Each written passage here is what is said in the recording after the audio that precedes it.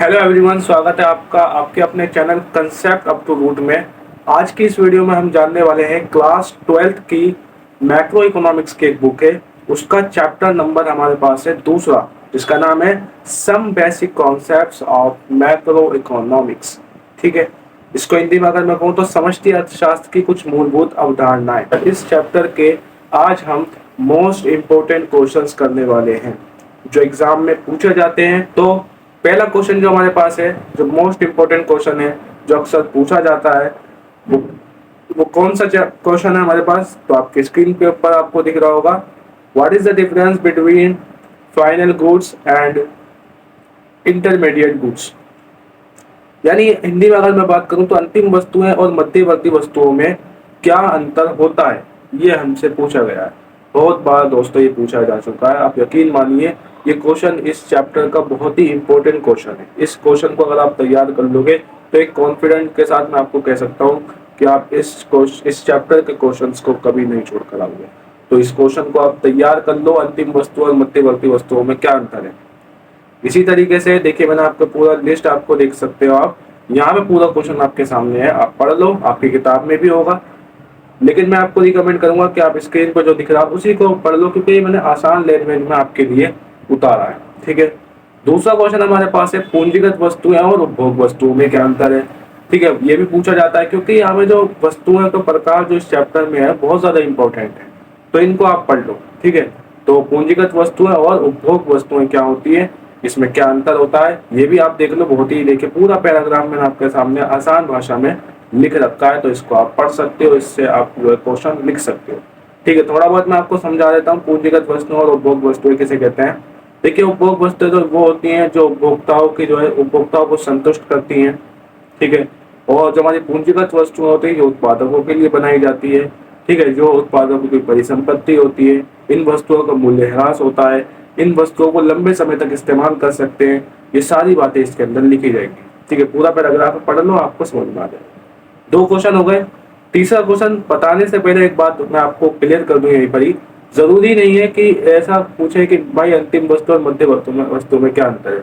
हो सकता है, ये भी हो सकता है कि अंतिम वस्तु और पूंजीगत वस्तुओं में अंतर पूछ ले, तो आपको कंफ्यूज नहीं होना है। कहीं पता लगे अंतिम वस्तु की जगह तो अंतिम लिख दो और पूंजीगत की जगह आप मध्यवर्ती लिख दो। नो, आपको क्वेश्चन ध्यान से पढ़ना है, उसके बाद आपको देखना है कि क्या चीज क्वेश्चन में पूछी गई है। ठीक है, तो ऐसा नहीं है कि जरूरी नहीं अंतिम और मध्य पूछ ले, अंतिम और पूंजीगत भी पूछ सकता है, या उपभोग और मध्यवर्ती भी पूछ सकता है, कुछ भी पूछ सकता है। एग्जामिनर की तो मर्जी है भाई, वो कुछ भी आपको कंफ्यूज करने के लिए पूछ लेगा। ठीक है, आपके दिमाग को देखना हो सको। ठीक है, तो कुछ भी पूछ सकता है वो। ठीक है, तो आपको बिल्कुल ध्यान से रखना है। और ऐसा भी हो सकता है दोनों में अंतर ना पूछ के सिर्फ एक ही पूछ ले, जैसे पूंजीगत वस्तुओं में क्या अंतर होता है, या फिर अंतिम वस्तुएं किसे कहते हैं। ठीक है, या फिर उपभोग वस्तुएं किसे कहते हैं, एक ही वस्तु के बारे में पूछ लेता है कई बार, तो आप वो भी याद कर लोगे। जो मेन है वो देखो कि अंतर अगर आप याद कर लोगे तो अगर अलग अलग भी आएंगे तो भी आप इनको डिस्क्राइब कर दोगे। ठीक है, जो हमारा तीसरा क्वेश्चन हमारे पास है, आपकी स्क्रीन पे आपको दिख रहा होगा। तीसरा क्वेश्चन जो है, स्टॉक और प्रवाह में क्या अंतर है, what is the difference between stock and flow. भाई क्या अंतर होता है? ठीक है, आप अच्छी तरीके से जानते हो, आपने चैप्टर पढ़ रखा होगा, मैं ये उम्मीद कर रहा हूँ आपसे। तो ये इंपॉर्टेंट क्वेश्चन है बहुत ही, स्टॉक और प्रवाह में क्या अंतर है, और इसके जो चर होते हैं कि कौन सा चर स्टॉक है, कौन सा चर आपका प्रवाह है, सारा मैंने लिख रखा है, आप देख लो एक बार। ये भी आपका एक इंपॉर्टेंट क्वेश्चन बनता है। ठीक है, अगला क्वेश्चन हमारे पास है, आय का चक्रीय प्रवाह किसे कहते हैं और इसकी कौन कौन सी अवस्थाएं होती हैं। मोस्ट इंपोर्टेंट क्वेश्चन मैं कह सकता हूँ इस चैप्टर का। इस चैप्टर से अगर एग्जामिनर लॉन्ग क्वेश्चन लेगा तो मैं 100% गारंटी दे रहा हूँ कि ये क्वेश्चन जरूर लेगा वो, क्योंकि आय का चक्रीय प्रवाह बहुत ही इंपॉर्टेंट क्वेश्चन है। ठीक है, क्या होता है, क्या अवस्थाएं होती है, सारी चीजें जान लो आप इस पैराग्राफ को पढ़ के। मध्यवर्ती उपभोग किसे कहते हैं? मध्यवर्ती उपभोग बहुत आसान है और बहुत बार पूछा गया है, बहुत सारे प्रीवियस ईयर के क्वेश्चन में पूछा जा चुका है, मध्यवर्ती उपभोग किसे कहते हैं। तो बेसिकली तो बहुत ही आसान है, बहुत शॉर्ट क्वेश्चन है।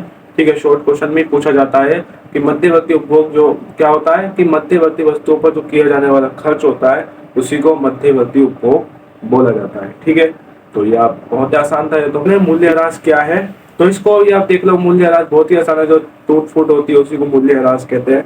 मूल्य ह्रास क्या है, ये भी क्वेश्चन पूछा गया है। ठीक है, तो आप कहोगे, आप तो सोच रहे होंगे कि सर आपने तो बहुत सारे क्वेश्चन उतार दिए, तो और कौन से क्वेश्चन हैं जो आपने नहीं उतरवाए? देखिए बहुत सारे क्वेश्चन अभी भी हैं, ठीक है, लेकिन उनके चांसेस बहुत ज़्यादा कम होते हैं, ठीक है, वो इतने पूछे नहीं जाते, वो इतने पूछे नहीं जाते, ठीक है। जो क्वेश्चन अभी मैंने आपको दिखवाए ना, वो बहुत ज़्यादा मात्रा में पूछे जाते हैं। अगर आपके पास टाइम ना हो तो आप जो क्वेश्चन मैंने बताया बस उन्हीं को तैयार कर लोगे, मैं गारंटी दे रहा हूँ, कोई क्वेश्चन आपका छूटेगा नहीं, ठीक है। तो इन क्वेश्चन को जो मैंने आपको बताए, उन क्वेश्चंस को बस आप प्रिपेयर कर लो।